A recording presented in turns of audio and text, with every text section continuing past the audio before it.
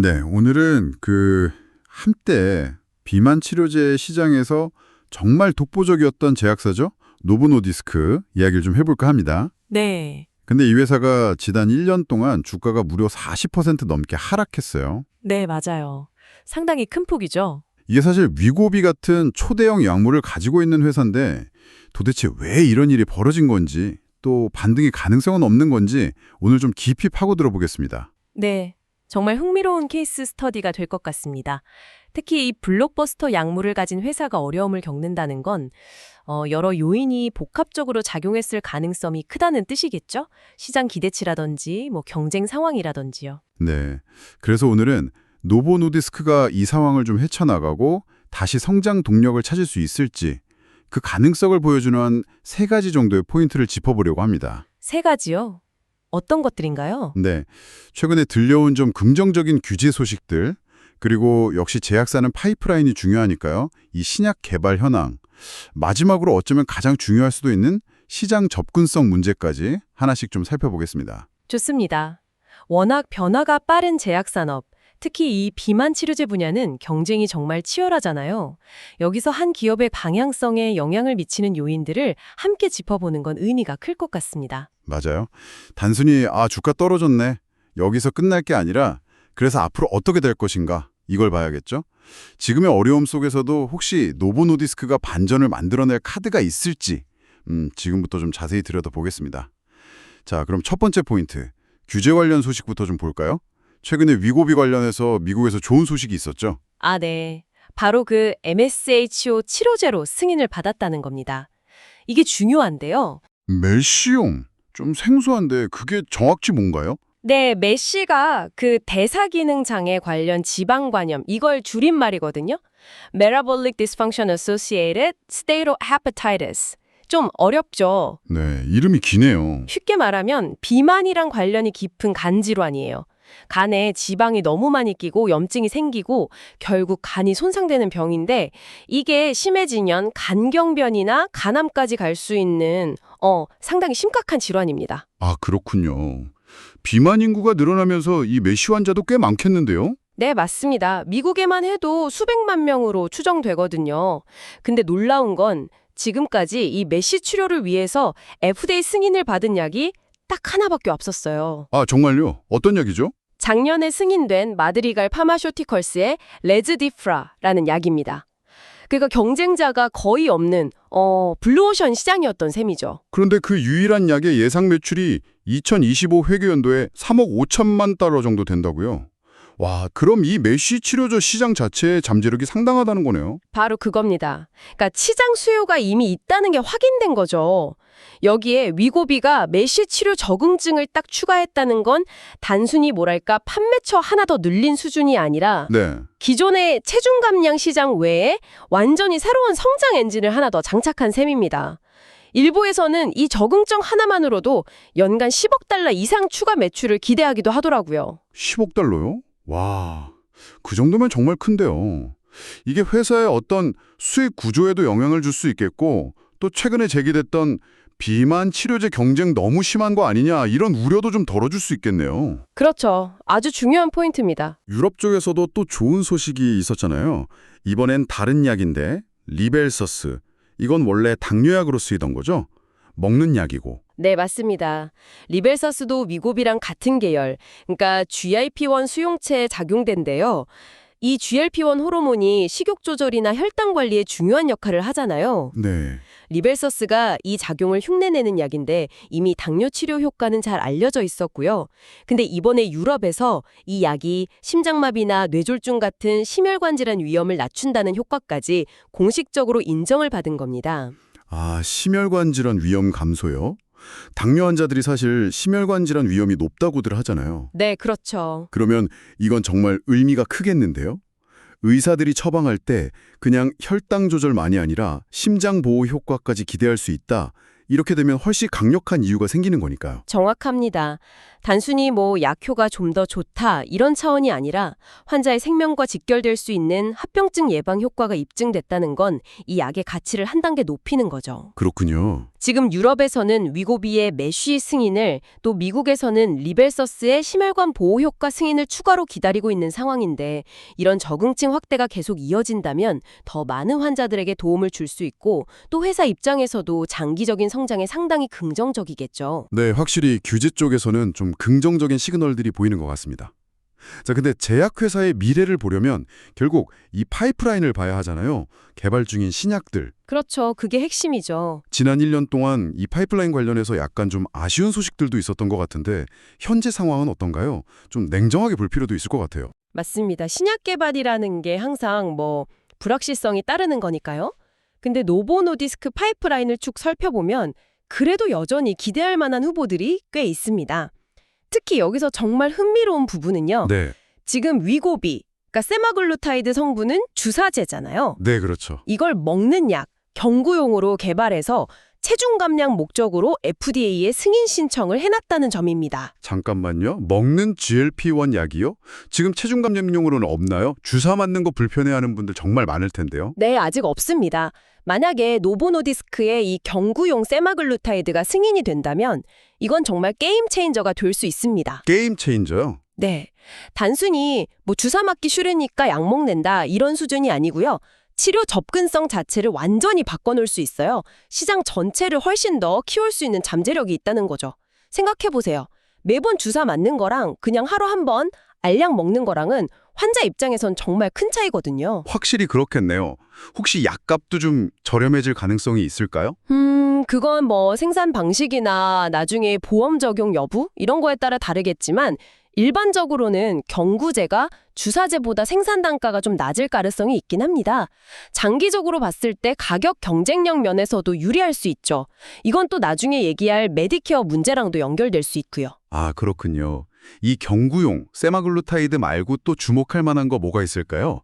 그 차세대 약물이라고 불리는 카그리세마도 있잖아요. 네, 카그리세마 이건 세마글루타이드에다가 카그릴린티드라는 또 다른 성분을 복합한 주사제인데요. 더 강력한 체중 감량 효과를 목표로 하고 있죠. 최근에 3상 임상 결과가 나왔는데 월스트리트의 기대치가 워낙 높아서 그랬는지 그 기대에는 살짝 못 미쳤다 이런 평가도 있긴 했어요. 아, 그랬군요. 그렇지만 그럼에도 불구하고 여전히 2030년까지 최대 150억 달러 이상 매출을 올릴 수 있는 어마어마한 잠재력을 가진 약물로 평가받고 있습니다. 150억 달러요? 와, 진짜 상상하기 힘든 액수인데요. 거의 이 약 하나에 회사의 미래가 달렸다고 해도 과언이 아니겠네요. 그렇죠. 근데 요즘 경쟁사인 일라이 릴리의 젯바운드가 워낙 잘 나가잖아요. 효과도 좋다고 하고. 카그리세바가 정말 그 젯바운드를 뛰어넘는 뭔가 확실한 차별점을 보여줄 수 있을까요? 그냥 따라가는 모양새가 되진 않을까요? 아, 그거 정말 중요한 질문입니다.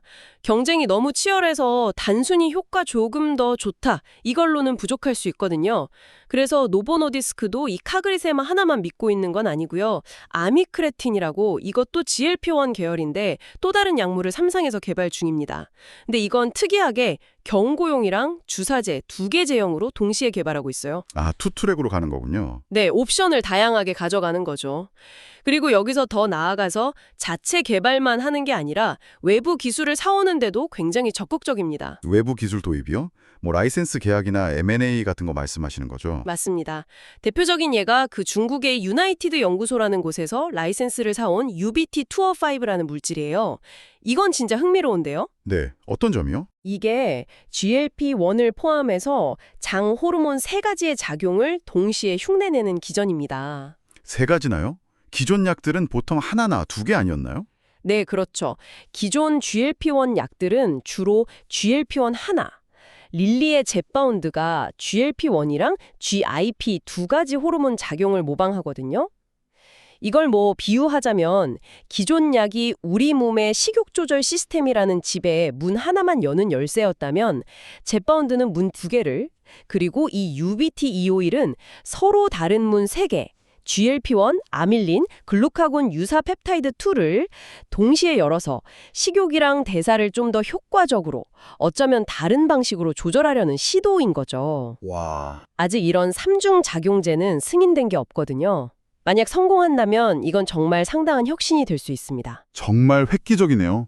그래서 노보노디스크가 여기에 돈을 많이 썼군요. 네, 선급금으로만 2억 달러를 줬고요. 나중에 개발 단계별 성공 보수로 최대 18억 달러까지 더 주기로 했어요. 이 정도면 정말 큰 투자죠. 그렇죠. 이게 뭘 보여주냐면 노보노디스크가 현재의 성공에 그냥 안주하는 게 아니라 경쟁에서 계속 앞서 나가기 위해서 얼마나 필사적으로 혁신을 찾고 있는지를 보여주는 겁니다. 물론 이 후보 물질들이 전부 다 성공한다는 보장은 없죠. 하지만 이렇게 다각도로 파이프라인을 구축하고 있다는 건 미래 성장 동력에 대한 기대를 충분히 걸어볼 만하게 합니다. 네, 규제 승인 소식도 좋고 파이프라인도 뭐랄까 굉장히 다각화되고 매력적으로 보이네요. 자, 그럼 이제 마지막 퍼즐 조각인데요. 바로 시장 접근성 문제입니다. 아, 네, 이것도 정말 중요하죠. 아무리 약이 좋아도 너무 비싸거나 보험이 안 되면 사실 쓰기 어렵잖아요. 특히 미국에서는 이 GLP-1 약들 가격이 계속 논란이 되고 있고요. 맞습니다. 그래서 최근에 미국 메디케어 윗 메디케이드 서비스 센터 CMS라고 하죠. 여기서 나오는 움직임이 상당히 주목받고 있습니다. CMS요. 그 공공의료보험 운영하는 곳 말씀이시죠? 네, 여기서 체중 감량 목적으로 쓰이는 GLP-1 약물에 대해서 보험 적용을 검토 중이라는 이야기가 나오고 있어요. 원래는 체중 감량 약에는 보험 적용 잘 안 해주지 않았었나요? 비만은 약간 미용 목적으로 보기도 하고. 네, 그랬었죠. 비용 부담도 크고 해서 과거에는 관련 제한이 거부되기도 했었습니다. 근데 최근에는 분위기가 좀 달라졌어요. 비만이 그냥 살찐가 아니라 여러 만성질환의 뿌리가 된다는 인식이 훨씬 강해졌고요.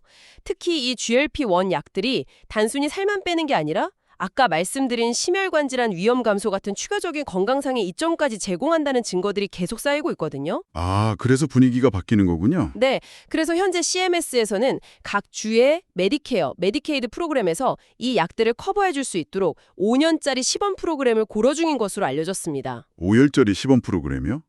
만약에 이게 진짜 현실화된다면 와, 이건 파급력이 어마어마하겠는데요? 그렇죠. 그동안 약값이 너무 비싸서 치료받고 싶어도 못 받았던 사람들이 정말 많을 텐데 그런 분들이 실제 치료를 받게 될 수 있다는 거잖아요. 네, 맞습니다. 이건 단순히 노보노디스크나 릴리 같은 특정 회사의 매출이 늘어난다, 이런 차원을 넘어서는 이야기입니다.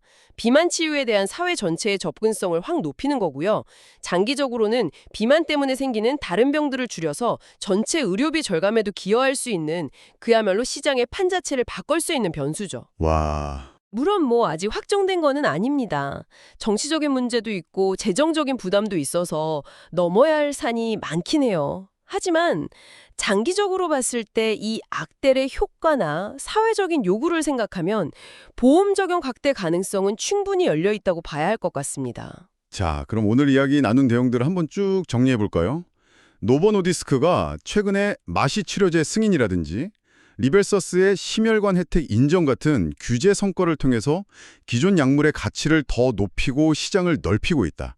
이게 첫 번째고, 네, 두 번째는 경구형 세마글루타이드나 3중 작용제 같은 아주 혁신적인 파이프라인을 통해서 미래 성장 동력을 확보하려고 굉장히 노력하고 있다는 점. 맞습니다. 그리고 마지막 세 번째가 만약에 이 메디케어 적용까지 확대된다면 시장 자체가 어마어마하게 커질 수 있는 잠재력이 있다. 이렇게 정리할 수 있겠네요. 네, 맞습니다. 종합적으로 보면 노보노디스크가 지난 1년 동안 주가가 좀 부진했지만 이걸 딛고 다시 도약하기 위해서 여러 방면으로 굉장히 활발하게 움직이고 있다, 이런 그림이 그려지는 거죠. 네. 새로운 승인을 따내고 차세대의 기술에 투자하고 또 변화하는 보험 환경 속에서 기회를 잡으려는 장기적인 전략이 보이는 겁니다. 물론 단기적으로 주가가 어떻게 될지, 경쟁이 더 심해지지 않을지 이런 위험 요인들은 여전히 남아있죠. 하지만 이런 큰 그림 안에서 회사의 방향과 잠재력을 평가하는 게 중요해 보입니다. 확실히 주가가 40%나 빠졌다는 그 사실하고 오늘 우리가 살펴본 이런 여러 긍정적인 가능성들 사이에는 상당한 괴리가 있어 보이네요. 이게 아마 투자자들이 가장 고민하는 지점이 아닐까 싶습니다. 그렇죠. 앞으로 노보노디스크가 어떻게 움직이는지 계속 지켜보는 게 아주 흥미로울 것 같습니다. 네, 오늘은 노보노디스크가 겪고 있는 어려움 속에서도 잠재적인 반등의 기회를 만들어낼 수 있는 세 가지 핵심 동력, 그러니까 규제 환경의 변화, 파이프라인의 진화, 그리고 시장 접근성 확대 가능성에 대해서 좀 깊이 파고들어 봤습니다. 네, 아주 흥미로운 이야기들이었습니다. 마지막으로 듣고 계신 분들께 좀 생각해 볼 질문을 하나 던져드리고 싶은데요. 네, 어떤 질문이신가요? 오늘 저희가 주로 다룬 게 GLP-1 약물이잖아요. 근데 이 GLP-1을 넘어서 비만이나 대사질환 치료 분야에서 다음 세대의 혁신은 과연 어떤 모습일까요? 유전자 치료가 될 수도 있고, 마이크로바이옴을 활용할 수도 있고, 아니면 우리가 상상하지 못했던 전혀 다른 방법일 수도 있겠죠? 아, 미래의 혁신이요? 네. 그리고 노보노디스크 같은 회사들이 현재 개발 중인 파이프라인 너머에 있는 도전들. 예를 들면 약물의 장기적인 효과나 안전성 문제, 또 점점 더 중요해지는 약값 부담 문제, 아니면 운동이나 식단 조절 같은 비약물적 치료법과의 관계 설정 같은 문제들에 대해서는 또 어떤 고민을 하고 있을지 한번 상상해 보시면 어떨까 싶습니다. 와, 정말 의미 있는 질문이네요. 미래의 치료법과 또 현재의 과제들을 같이 고민해 볼 좋은 기회인 것 같습니다. 오늘 저희의 심층 탐구에 함께해 주셔서 감사합니다.